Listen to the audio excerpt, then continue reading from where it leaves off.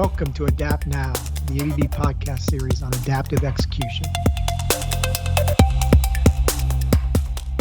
Hi, this is Dan Oberle coming to you today with another edition of the ABB Adaptive podcast series, AdaptNow. Today, myself and Brian Loos, project manager from Canada with ABB, he's joined me and we're going to discuss integrated project management with Mario Arlt from Switzerland, ABB. Mario, welcome. Thank you. Maybe to start, maybe you could tell the audience a little bit about your background. Yeah, happy to. So I'm Mario Arlt, based in Switzerland, and I have been with ABB for approximately 9 years now, mostly in the States as well as in Europe. And before joining industrial automation, I have led ABB's overall efforts in the project management space, mainly responsible for governance, training, certification, competency and other assessments, and the ABB Project Management Council. So for the last 3 years, however, I've been leading IPM, the Integrated Project Management Program, which I believe is our most significant investment in industrial automation to improve the way we're running projects. And prior to ABB, I ran a consulting and training business in the project management space, and before that, I worked for Siemens in the United States. Great. Yeah, I've heard a lot about integrated project management, refer to it as IPM, and it sounds like absolutely one of the key ingredients to the whole adaptive capability of ABB. Can you give us a little background on what it is? Yeah, very happy to. So maybe in 3 parts. Let me start off with what's the purpose of it.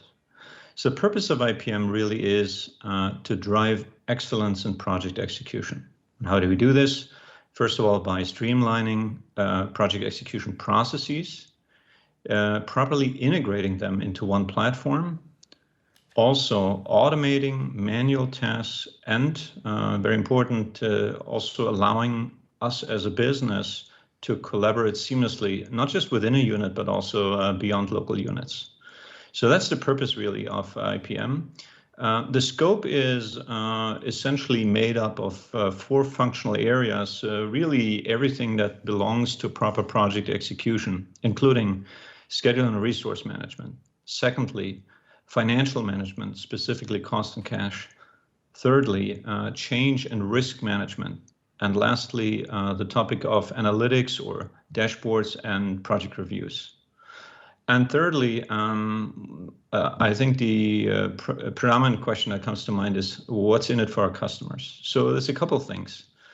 First of all, I believe IPM will enable us through this integration aspect and the streamlining of processes to respond faster, to get to quicker complaint resolution, to take actions on risk and issues much faster and much more pinpointed, and also by design to achieve better resource utilization. I do believe also that more accurate planning will obviously help us being more predictable. And last but not least, and this is a topic that's been very important for us for a long time, earlier detection of risks and more decisive addressing of risks that occur on virtually any projects. So that would be my quick summary of what IPM is all about. Great. So it sounds like it's a combination of both processes and technology, utilizing software. How does it fit in? How does this fit into the ABB adaptive methodology in your mind? Yeah, so I think in several ways. I mean, obviously, as per what I described earlier, there is one of the value drivers of adaptive IPM hits head on, and that's methodology. What are we doing? We're standardizing, of course, to the degree possible, always with the local requirements of markets and customers in mind. But a standardized, reusable set of data and data structures, for example, work breakdown structures on project schedules for certain project types, will make us a lot more efficient. So applying a much more harmonized new way of working, as we call it, will also allow us to become more predictable. And I believe as we mature with the use of IPM, remember we're still in the implementation stage, we will increasingly infuse agile principles into project execution. I usually try to, slow down enthusiasm a little bit on this, because we're going to take one step at a time. And our initial focus is on improved, standardized, principle-based way of working. Secondly, infrastructure, I think, is pretty obvious, since much of the investment of IPM really goes into not just the process piece, but molding new and improved processes into seamlessly integrated technology. So IPM as an integrated system gives us the opportunity to really have a full picture of an entire customer project, and not just do the standard reporting, of course, but also a series of advanced analytics. And here we're still in the early stages to really exploit the incredible data about our project operations, about the way we're bringing systems and products to our customers. But IPM is really an enabler for what I would call a truly data-driven project execution, with integrated schedules, resources, procurement data, financial and other data. Excellent. Sounds very comprehensive and very valuable. I mean, I understand it, but what can you tell the audience more about the background and why it's been needed?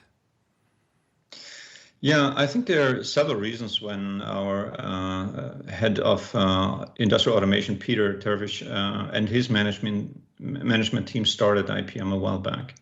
And I think first and foremost, it's the desire to improve the way we are operating, to reduce costly errors during project execution, to become more predictable in the collaboration and project work for our customers. Secondly, I think an increasing number of projects is now delivered in a collaborative way, in a virtual distributed way, beyond the boundaries of one unit. That is becoming the exception rather than the rule. And our customers expect from us to still have a uniform appearance and act as one seamless ABB. And thirdly, we've dealt for a very long time with a landscape of IT systems that has become quite complex, with many manual data entry tasks involved, and not very integrated and expensive to operate. And on the flip side of that, these disparate systems still didn't really deliver the necessary and highly accurate type of information in a timely manner. So these were probably these are probably the primary drivers why IPM will give us a big boost in execution. Excellent. So I think Brian has some questions about the technology behind it. Brian? Yeah, thanks, Dan. Just a couple of questions, Mario. What part of the solution is provided by Planisware and other building blocks? Yeah, Planisware is a very important piece, Brian, of the IPM solution. It really sits at the core of what we're doing here as our comprehensive planning system for projects. Now, bear in mind, our back office system, SAP, still remains our main system for keeping all records for actuals. However, IPM, as I said, comprehensive planning systems, allows the project managers, the project teams, to create and update the schedules, to manage their resources, to track the deliverables, and costs. So that is the integration. So Planisware is part of a mix of systems, including SAP and others. And I want to highlight in this context that we're also using for managing the workflows of risk and change a workflow tool, and a third major systems component closely aligned with Planisware is Microsoft Power BI, which we're using for reporting queries on our IPM data and so forth. Was it something that we had to customize for ABB use? Very much so. In fact, both customized and custom built. Now, Planisware is quite a powerful enterprise project management system, and with a lot of good references in our industry and others. But as with any system, some degree of customization or even custom building of functionality is necessary. And we did spend considerable efforts and still are doing so to make Planisware really a good fit for the needs of our AA projects and the way we're working with our customers. So example, for resource management and for the financial management piece, we really made adaptations to the Planisware software or custom built solutions to supplement Planisware the way we have requirements, following the requirements of our local businesses, hubs and divisions. So that's in that sense, yes, we're using standardized solutions. However, we customize it to the degree it's necessary to support our business. And you did mention the integration with the business system SAP. Are there some other internal systems that have to be integrated with this so that we get the full value? Yeah, several actually, Brian. And other than SAP, which is surely been the most challenging and highest effort part of the integration, we also interface with our human resource systems, HRGT. We, of course, interface with Salesforce to get data out of the tender phase, our document management systems, of which we have two in industrial automation, PDC and NextECM. And then I should, of course, highlight our reporting system for projects, PR Plus, which is replacing Promise, receives direct data feeds out of IPM and is very closely connected. Lastly, we have an IA data warehouse that stores both IPM and other data for analytics on our project data. Lastly, we will integrate further with Field Service Lightning, and also in the months to come, we're beginning integration work with our new procurement system, Ariba. Oh, that's all really great information. Couple of questions just as we close out here. When we talk about value, it's always nice to people in the audience maybe wondering, what does this mean for me? And real world scenarios are always helpful of how IPM is used and how it shows itself of value. Can you have any of those you can share with us? Yeah, let me give you a couple.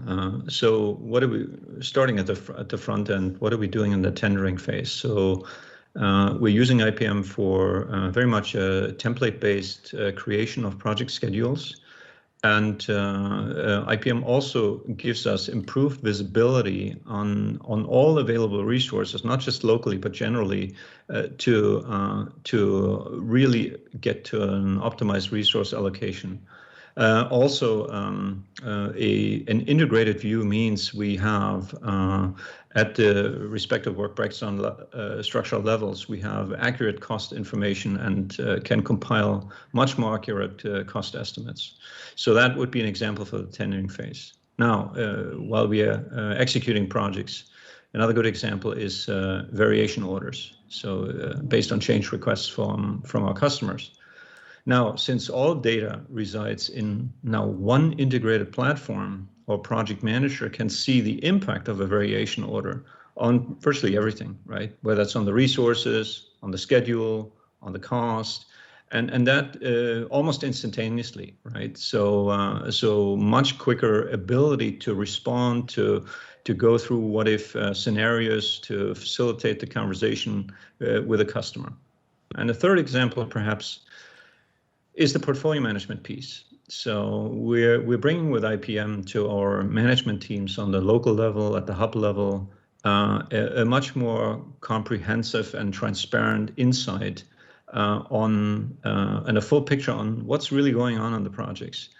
And I believe that is always a good thing, and we're always striving for better decision making, a more data-driven decision making, better allocation of resources, and more proactive and preemptive action before things go wrong. So all in all, good tools for being able to have a proactive manner in the project execution and prevent losses, prevent incidents, and react very early before risks materialize into issues. Well, that's excellent. Those are all very much real world scenarios that happen on every project. So this sounds like a lot of value. Just to close out, can you share with us the rollout plan as we sit here in August of 2020? Globally, the rollout for the platform and the users? Absolutely. So we started rolling out approximately 1 year ago when the IPM version 1 was finalized. And the year before was pretty much a build year for the solution, building, defining requirements, building, piloting, etc. So we have a total scope of 62 local units in over 40 countries for industrial automation, EN, energy, process industries, and marine and ports. So these 62 units, you could essentially, look at them in 3 tranches. The first one is in progress. The second one is beginning around now and will be started between now and the end of the year. And the third tranche, so 20, 20, 20 each. The third tranche really commences in the next year, in 2021, and so all of these deployments will end by the end of the year, and throughout the remainder of this deployment, from now until the end of next year, we will see a number of upgrades to the IPM solution, bringing further functionality, bug fixes, requested features from our end users. So IPM version 2 will be deployed along the lines of these 62 local IA division deployments. Okay, well, that's great. I am excited about everything you've told us today. Brian, do you have any other questions as we wrap up? No, I think that gives me a pretty good overview of how the system's put together. Yeah, so, it's exciting because this is really the realization of ABB Adaptive Integrated Project Management is this, for me, I can see it being the platform that brings these global parties together to allows them to collaborate, streamline the project execution, all work from one platform to execute the project, eliminating manual tasks, all those good things that obviously transfer benefits to the customer in terms of managing cost, schedule, and risk on these large, complex projects. So terrific stuff there, Mario, and we really appreciate having you here today. Well, thanks for having me. All right, everyone, have a good day. Thanks. You too. Take care.